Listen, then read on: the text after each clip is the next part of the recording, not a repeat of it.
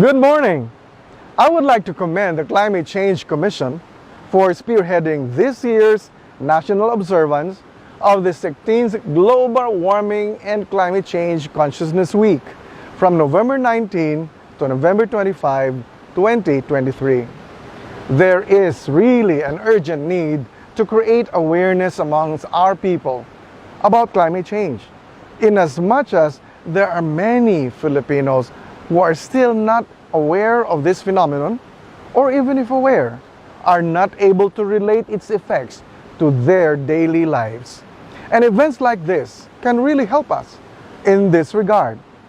I know that the CCC has already done so much to raise the consciousness of our people regarding the problem of climate change.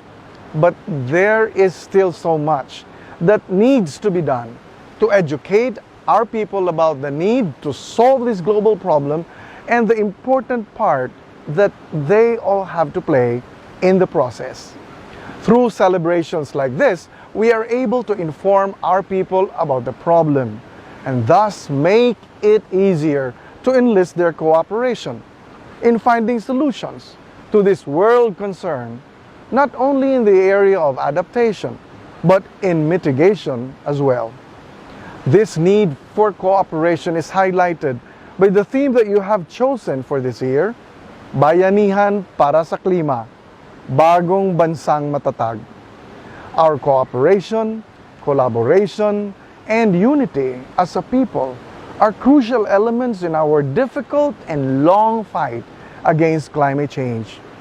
The three sub-themes that you have chosen for the celebration are also very apt.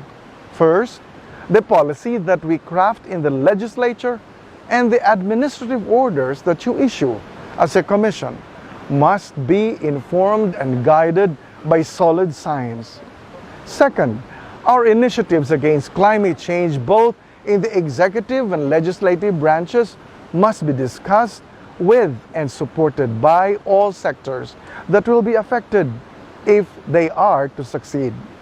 Your commemoration will serve as an effective platform for our whole-of-nation approach to bring together our national government agencies, the local government units, the academe, business, the NGOs or civil society organizations, and our youth to work together in finding solutions to the challenges brought about by climate change.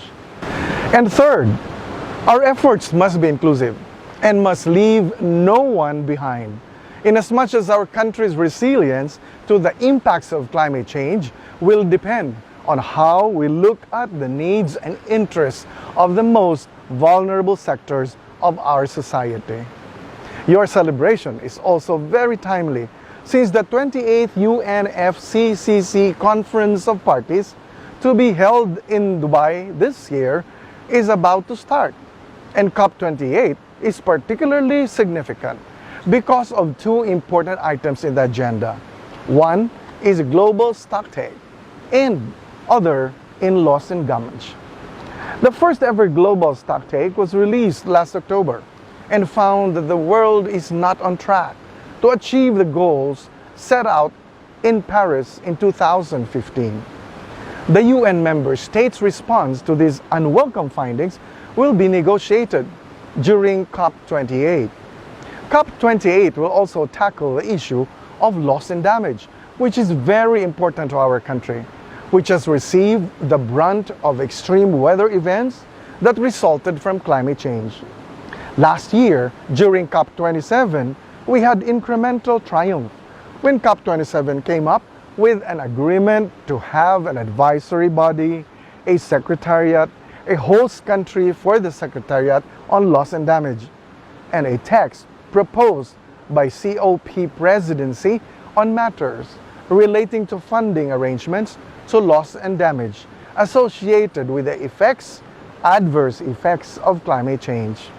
However, the source of funding for loss and damage has yet to be identified, and we are hoping that COP28 will result in twin triumphs.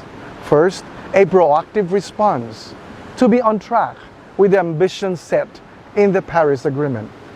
And second, the identification and if possible, expansion of the specific source of funding for loss and damage, which we fervently hope will count our country as one of its deserving beneficiaries. Thank you so much for your kind attention. I wish all of you the success in the observance in the Global Warming and Climate Change Consciousness Week. Maraming salamat po sa inyong lahat.